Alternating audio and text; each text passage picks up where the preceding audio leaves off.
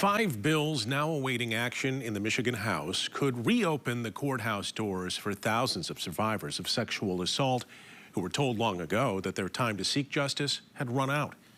The bills, which passed the state Senate earlier in the year with bipartisan support, would extend the statute of limitations for civil lawsuits involving sexual abuse.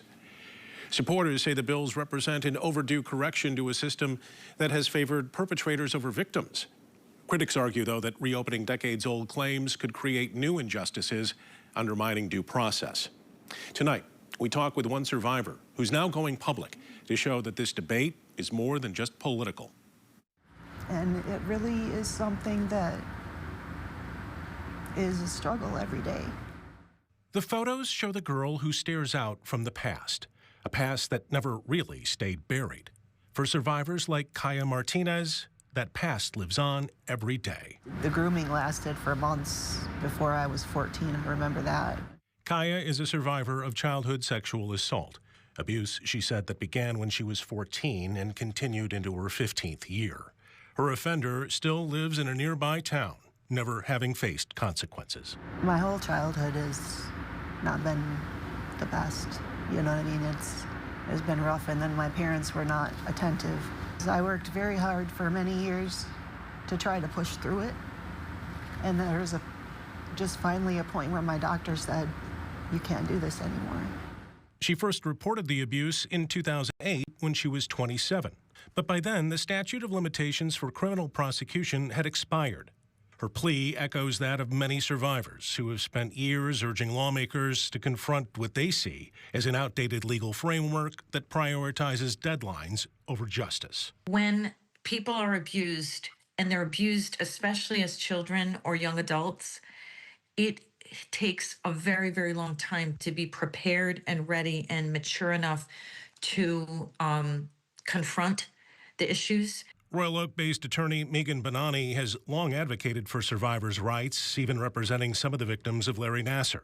She says that under the proposed legislation, survivors like Kaya would have a renewed opportunity to file civil claims against those who harmed them. They keep becoming injured because they're injured by not only the person that abused them, but also the institution that failed them. But the institutional opposition has been organized and vocal. The pushback does seem to be, for the most part, from governmental units and maybe what their insurance liability might end up being moving forward. Kaya's State House Representative Will Snyder says some powerful interests are lining up against the measures, including the Michigan Catholic Conference and big universities, who argue the legislation could make it easier to base claims on long-ago events and faded memories.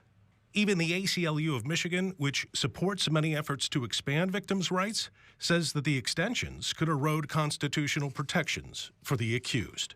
There's so much reliable science behind this concept that it takes people a really long time to come to terms with their abuse, and they deserve, and justice demands that they have an opportunity to pursue avenues of justice as adults.